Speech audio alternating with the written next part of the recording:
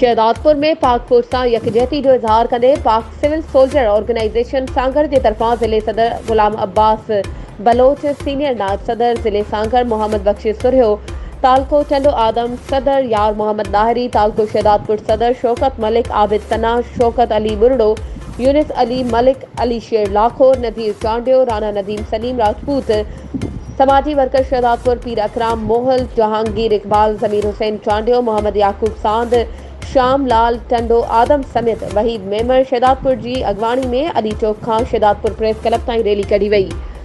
Rally खे ख़िताब कंदे अगवाणनि चयो त पाक फौज ऐं पाकिस्तान ख़िलाफ़ ॻाल्हाईंदड़ मुल्क जा ख़ैरख़्वाह नाहिनि।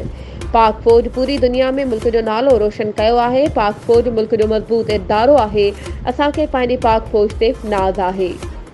वधीक ख़बरूं ऐं अपडेट्स जे लाइ असांजे चैनल खे सब्सक्राइब कयो ऐं हा, बेल आइकन खे प्रेस करणु न विसारिजो त जीअं असांजी हर नई अचण वारी वीडियो तव्हां ताईं पहुची सघे।